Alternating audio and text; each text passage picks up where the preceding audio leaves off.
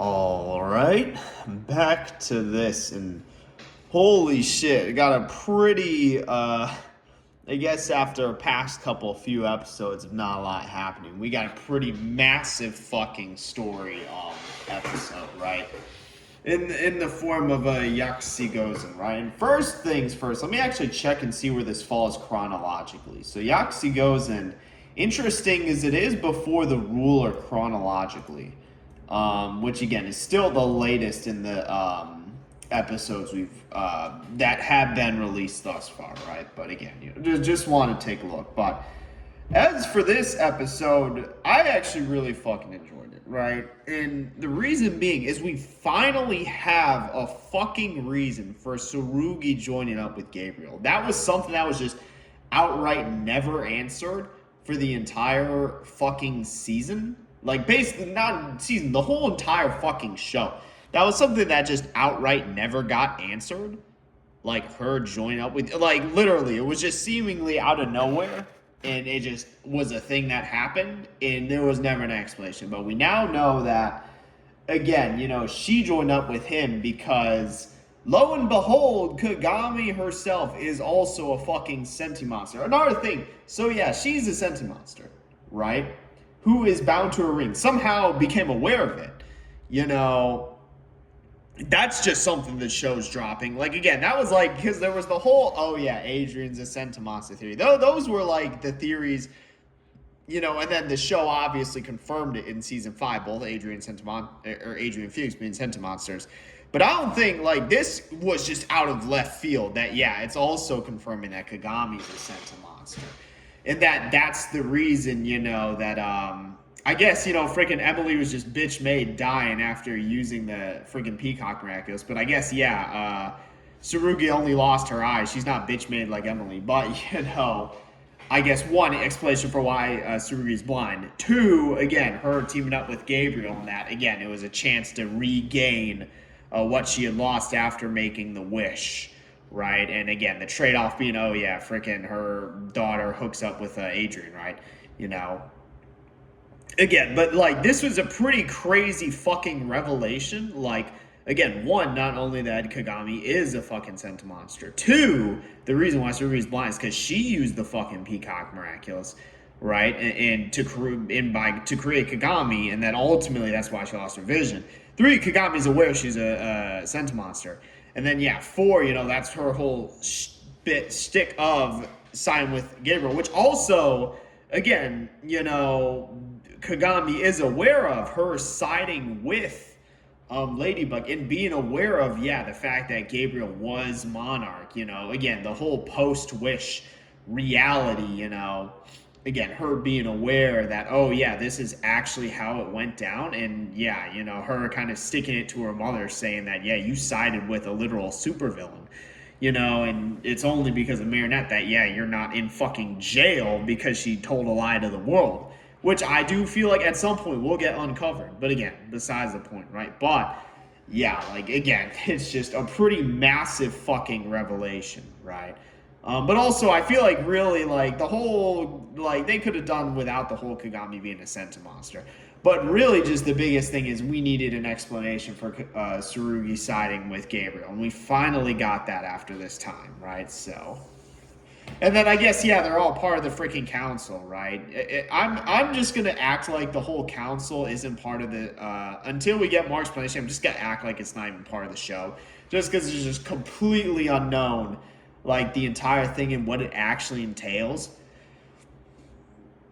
Again, so I'm just going to act like it doesn't exist. But, it's a thing, right? We saw it again at the end. And then, also, completely unrelated, this is the first time we've actually seen Lila as Hawkmoth, or in her transformed state, right?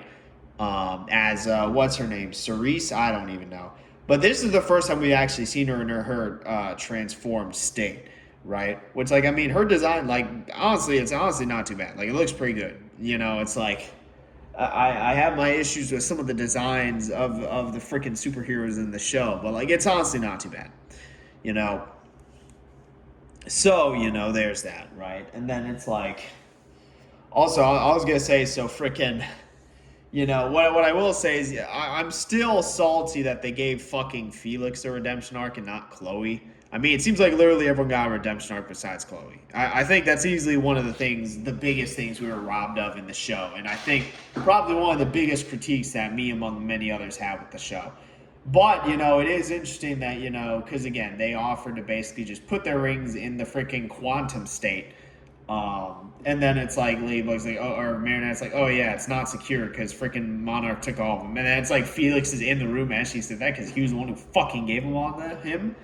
But again, it is just interesting that this show is at least acknowledging, right? Because dude, I still think it's ridiculous that Chloe didn't get a redemption arc because Felix freaking gave all the Miraculous to freaking Gabriel and then nearly annihilated the entire world and he still got a redemption arc.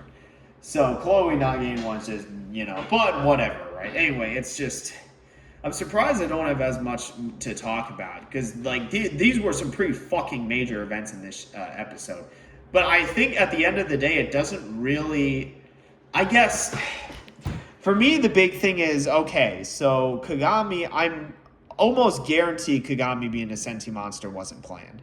In that it was only kind of because, okay, how else do you justify Tsurugi losing her sight?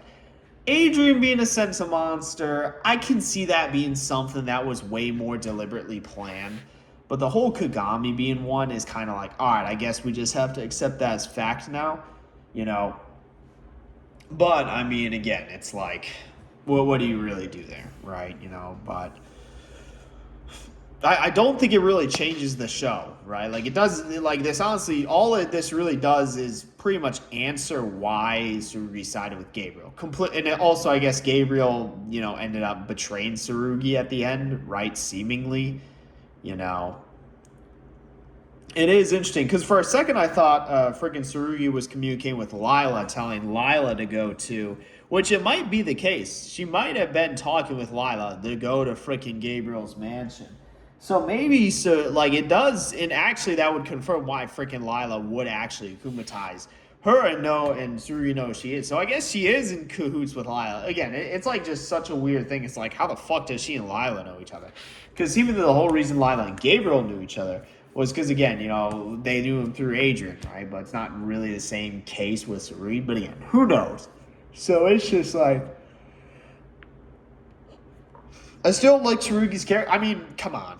She created so Tsurugi created Kagami, and she didn't lose her life at all. The only thing she lost was her sight. You can live without your fucking sight, right? I hate to see it. I hate to say it, especially with, how she is, right? With, I guess they take the canon of, approach of her other senses are heightened. She could live without her sight. There was no reason for her to side with Gabriel just to get her sight back. Come on. Also, with the way technology exists in that world, I feel they could 100%. I mean, it seemed like they did, right? But it's come on. She could have lived without her sight. She was doing it for the love of the game at that point. She just sided with Gabriel just for the fuck of it, right? But, again, I was never really a fan of Tsurugi's character. Again, right? I was never really a fan of it. I think Gabriel's arc, they fumbled anyway. So, but Tsurugi's, it was okay, why does her character even really exist? Or at least in sort of the at least when season 5 rolled around, it's okay, why the fuck is she signed with Gabriel? Knows that he's Hawkmoth, right? But, it's whatever. I guess what's interesting is the question of, because what's interesting is Lila, as Hawkmoth, Cerise, right? She could have seemingly ran off with, I guess it's the question, did she end up swapping, because again, the whole plan was to get a hold of Felix's ring, right? It's quite possible she swapped Kagami's ring without Tsurugi knowing. I don't want to say for sure, but I can see that being a thing that happened, right? Because obviously she would never tell Tsurugi because that's her daughter, But, that is, honestly a definitive, or I feel a legitimate, kind of theory or inquiry is, I mean, because the show didn't, emphasize it, right? Or at least the episode, it wasn't it didn't show that happen. Again, Lila was oh, shoot, our plans, kaput, just freaking eject me, right? But, she did have Kagami's freaking ring. So I honestly do think there is a possibility. The episode didn't show us it, but I think there's a possibility that she did actually, even though the plan was originally swap Felix, she just swapped Kagami's without telling Tsurugi and holds on to the actual. Again, episode not confirmed, but like if she were smart in that situation, she would find a way to do that, you know. But again, if that's the case, that actually becomes very interesting because then seemingly she has complete control over. And again, like Lila as Hawkmoth, like again, because it's not just the old days of the show where it's just like, oh yeah, Akumatai's person, some show or friggin' episode, de-Akumatai's next show, right? Or episode. There's a lot more going on at this point in the series. So it's like, that would be kind of a maneuver that would be play across the course of seasons potentially, right? And then inevitably have an impact at some point. But that's really, I guess, the big question coming out of this episode is that did Lila switch Kagami's ring, right, without Tsurugi knowing? It's possible. It's possible. And then we'll just need to keep a close eye, I think, on Kagami, because if that happens, then, it's also interesting because it seems like who all knows that freaking Kagami is a dragon, right? So again, that's why it's like the whole thing is like, I don't know. Like the show, we'll need to see how it wants to take its direction now. I still don't know what the thing with the whole council is. Again, I'm ignoring it. But again, that's probably the part I'm most curious is, again, did she actually end up swapping Kagami's ring? And if so, how is this going to play out later? But that, honestly, like, I think that pretty much, despite this being a very fucking story and plot heavy episode, I honestly think I don't have that much to talk about in relation. Like, I pretty much covered everything. And again, because that was just a big question we had. Why did Tsurugi side with Hawkmoth? But we have the answer now, right? For as horrible of a reason as it is, it's at least a reason, right? But with that, don't really got much else to say. So, yep, that's it for this one. See you in the next one.